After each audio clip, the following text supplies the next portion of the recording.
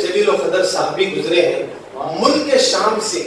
ایک غریب شخص پر قرضہ ہو گیا، وہ قرض ادا کرنے کے لیے کوئی راستے نہیں نکلتے تھے، آخر کار وہ ملک شام سے مدینہ آیا،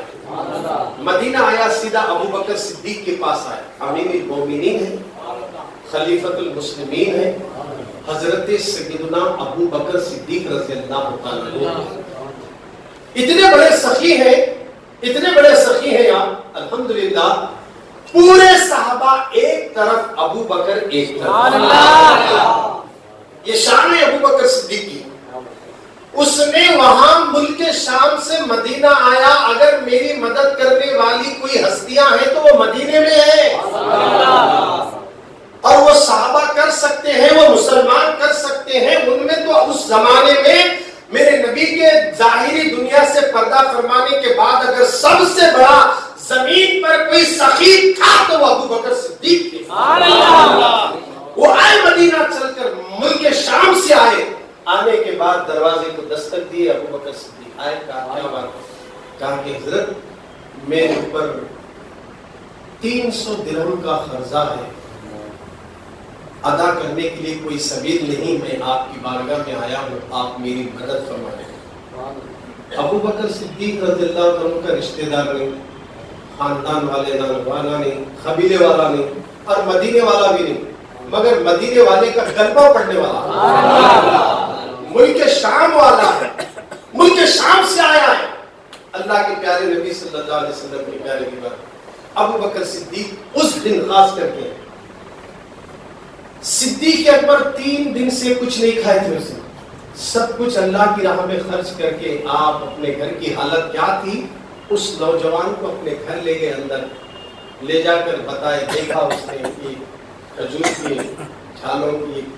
چٹائی پڑی ہوئی ہے، گھر میں کچھ نہیں ہے، چولہا تو 3 دن سے سلگا تک نہیں۔ حضرت ابو بکر صدیق فرماتے میرے گھر کا حال تو ایسا ہے، مگر تم ایسے ٹائم پر میرے پاس آئے ہو مدد کے لیے، اب ایک کام کیجیے، عثمان غنی کے پاس، ابو بکر صدیق عثمان غنی کے پاس چلے گئے۔ اچھا کیا میں عثمان غنی کے پاس جا کر آپ کا نام بولوں؟ نہیں، ضرورت نہیں، بولنے کی ضرورت نہیں، آپ جائیے، عثمان وہ آپ کی مدد کرے۔ صحابہ اکرام کی سوچ دیکھو، ان کی فکر دیکھو، مدد کرنے کی حالت تو بتا دیے، مگر عثمان غنی کا پتہ بتا دیتے ہیں کہ جاؤ عثمان کے گھر، وہ تمہاری مدد کریں گے۔ حضرت سیدنا عثمان غنی رضی اللہ عنہ کے گھر جب وہ شام والا شخص آیا، دروازے کے قریب پہنچا، دروازے کے بالکل قریب کا دستک دینے والا، اندر سے آواز آ رہی، حضرت عثمان غنی اپنے بچوں کو تاکید کر رہے ہیں، دودھ اور شہد دونوں ملا کر کیوں پی رہے ہو؟ شہد کو الگ کرو، دودھ کو الگ کرو، یہ بھی میٹھا وہ بھی میٹھا، ایک ہی ٹائم 2 استعمال کرنے سے خرچہ زیادہ ہوگا نا۔ اب یہ گفتگو سننے کے بعد وہ سوچ میں پڑ گئے، اپنے بچوں کو دودھ اور شہد کے بارے میں پوچھنے والی ہستی مجھے کیا مدد کرے گی، سوچ رہے تھے، دروازہ کھل گیا، عثمان غنی عثمان غنی پوچھے کیسے آنا ہوا، کون ہے؟ کہا السلام علیکم۔ وعلیکم السلام، میں ملک شام سے آیا ہوں، بہت پریشان ہوں، میرے سر پہ 300 درہم کا قرض ہے، آپ میری مدد فرمائیں، درہم ہو یا دینار جو بھی ہے۔ حضرت عثمان غنی اتنا سننے کے بعد اندر لے گئے، بٹھائے، شہد منگائے، کھلائے، دودھ منگائے، پلائے،